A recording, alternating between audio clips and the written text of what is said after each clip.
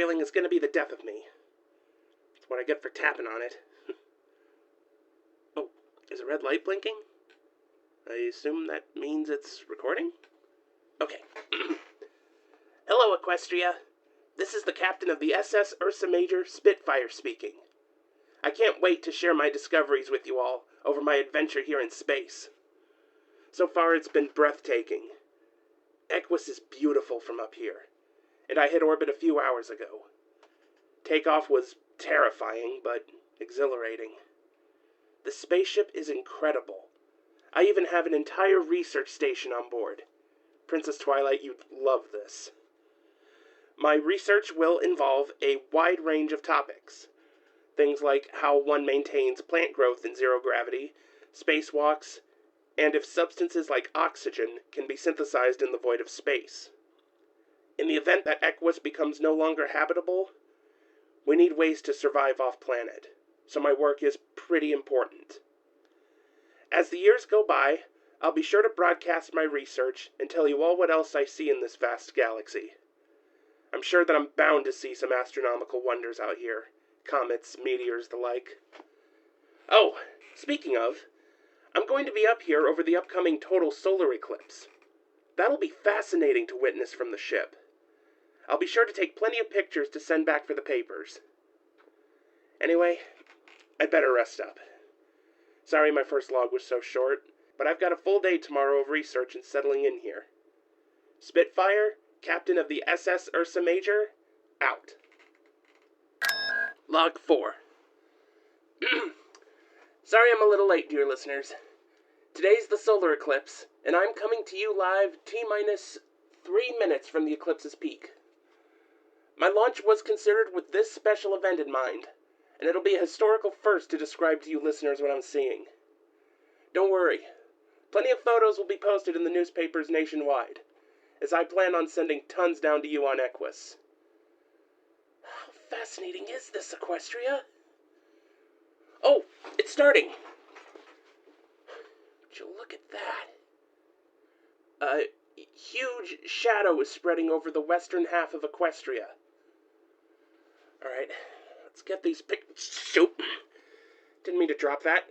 Well, I guess it was more of a push and it floated off. Okay.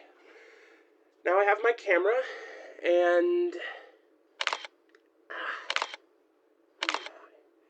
yeah, that's a good one. There.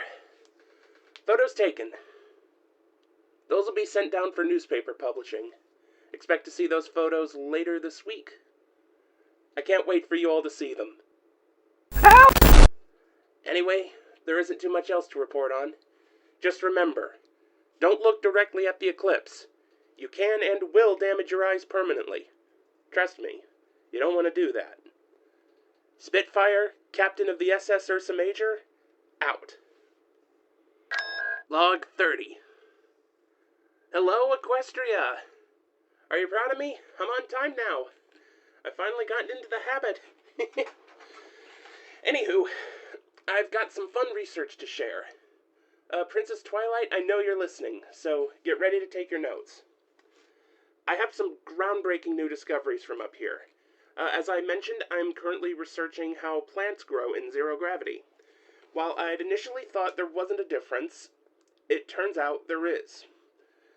I say that because at first it wasn't noticeable. The changes were minuscule during the first stages of growth, but began to manifest quite rapidly.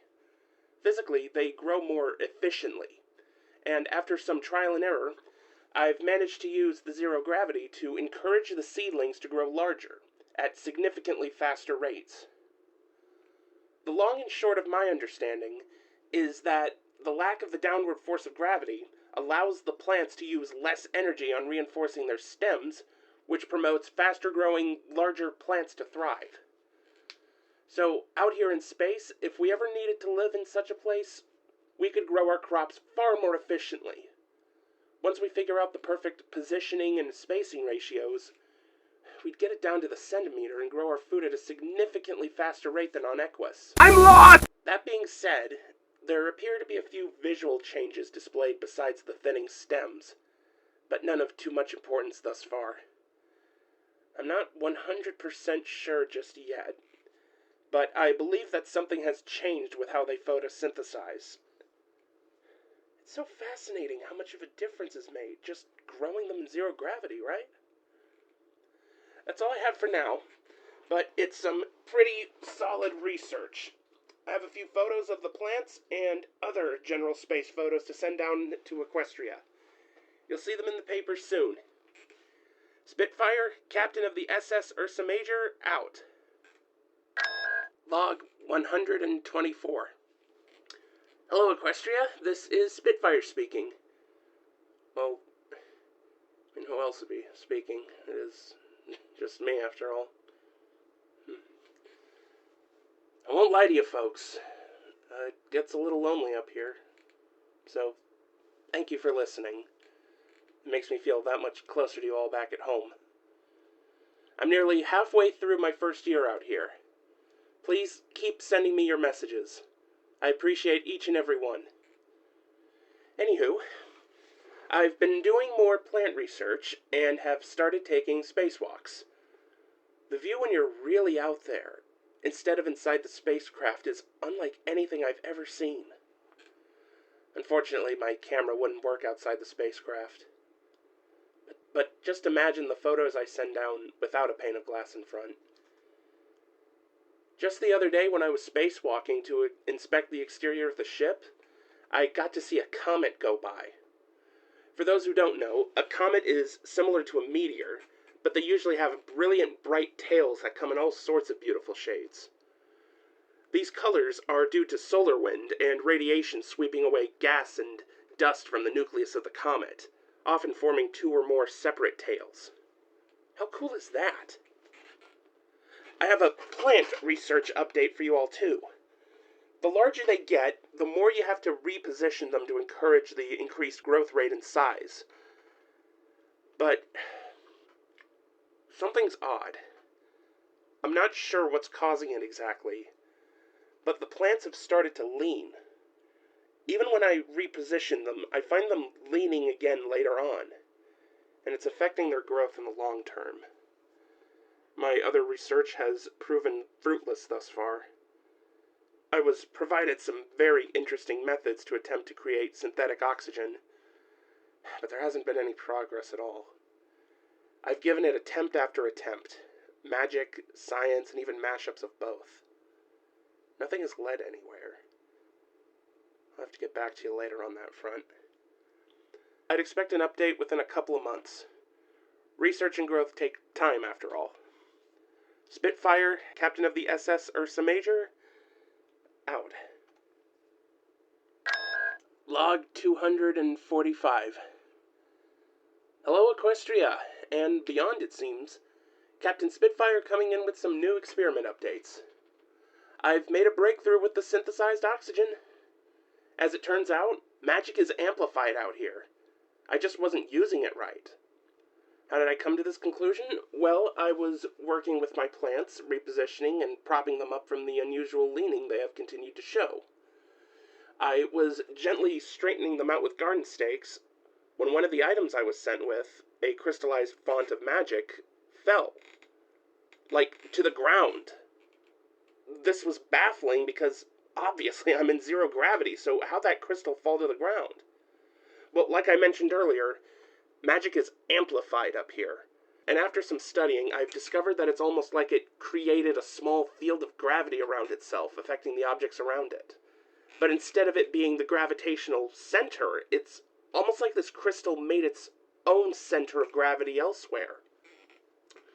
Studying it further, it's also affected the oxygen molecules around it. The ship is reading a higher concentration of oxygen now compared to when I first left. Far more than the plants could have created alone. Isn't that crazy? What an incredible discovery. I should tell you all, as I'm sure you've been able to guess, my mission up here has a purpose. I'm not just deep in space for fun and games. I've been granted permission to share some details with you all by my friends down at the Dash Space Program. It's more than just research for the sake of it. We're constructing kind of a doomsday plan, for lack of better description. Basically, we're seeing if living in space on a large scale is doable. It's why I'm experimenting with plants and their growth, and finding efficient ways of synthesizing breathable air. You couldn't see it then, but I made air quotes when I said inorganic. Anywho, if things go to, well, horse apples in Equestria, and Equus is no longer livable, we need to be able to live out here long term. That's why my 3-year expedition through the cosmos was dreamed up. Sort of contingency, I guess. Anyway, enough depressing talk. That's all I have to share for today. Catch you all back on the ground in a few years, yeah?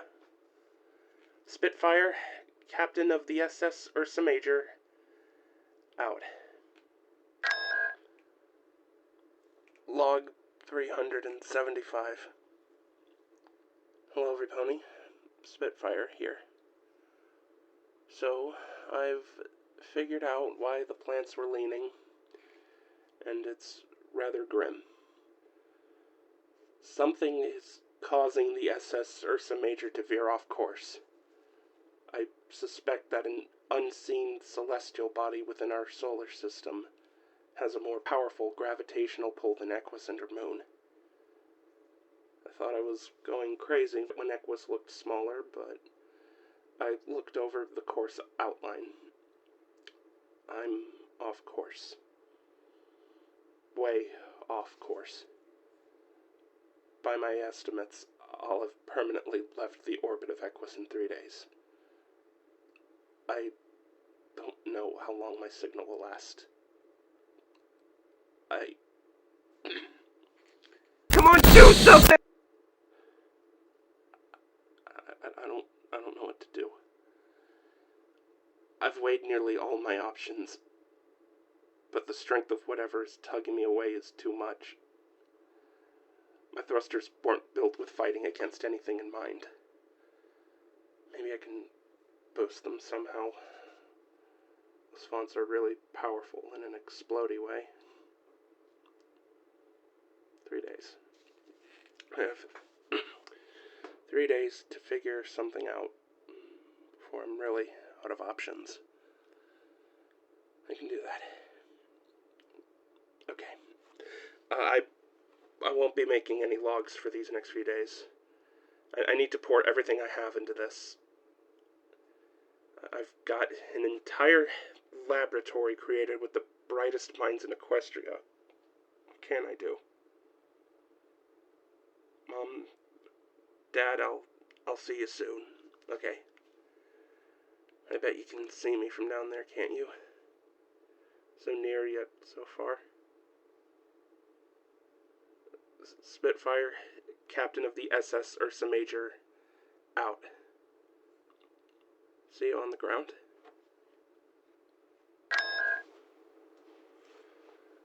Log 700 and... I don't know, I lost track. I'm not even sure that these are still reaching you, Equestria.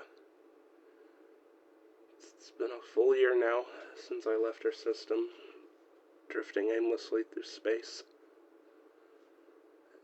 I can't even see our galaxy anymore. All alone in this suffocating nothing. Supplies are running low. I only have so much time left. The plants I was curating didn't make it. It turns out that this method of growth isn't viable for an extended period of time. I'll be joining them soon, I suppose. Hello? Can you hear me? It's Spitfire! I've intercepted... But I have a theory on what's pulling me away. There is a theory that galaxies like ours may evolve into what's called a quasar. To the naked eye or a telescope, they look like any other star. But really, they're high-energy celestial beings that used to be galaxies, with hyper-dense black holes in the center. Oh, I need to try again! I'll break through and intersect. That's the most I've theorized thus far. At the very least, I'd believe a black hole. Spitfire. The doomed. Out.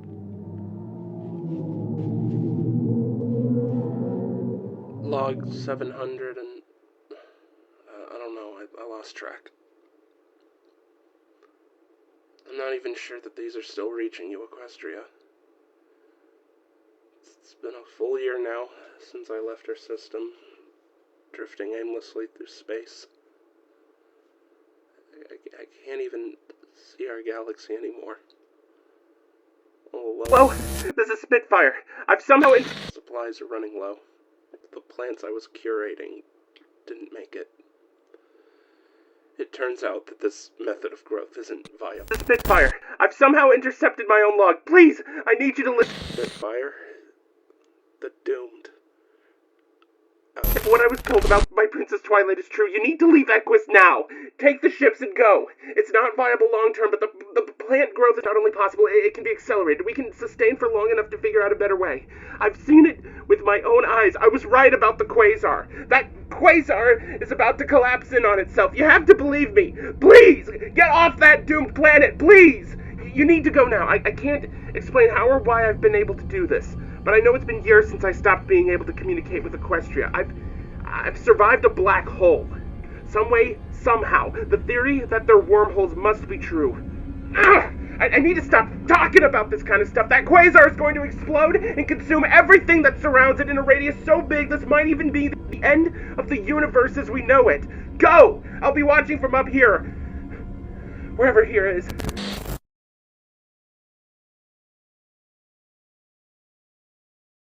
If you're hearing this, I am long gone from the world I knew. I don't know what happened to me. All I know is that I went off course. Way off course. In an instant, I had survived a wormhole. Everything mixed and pushed together. Colors, sounds, sensations. The universe around me warped like I could never hope to describe. The whole ship was roaring and shaking, throwing me from wall to wall. All I could do was try and block it out, closing my eyes and covering my ears. I didn't realize until later I'd been screaming. Then it was just silent. The alarms and the shuddering stopped. Everything stopped. When I opened my eyes, it was back in orbit. I made it back to Equestria, but something isn't right. I can't put my hoof on what. If you could live in the Equestria I'm living in, it's like I'm a spectator. A spectator who's consumed by this all-knowing fear that if I take this spacesuit off, I'll die. You see, everything has been me. It feels like I've been in this space forever.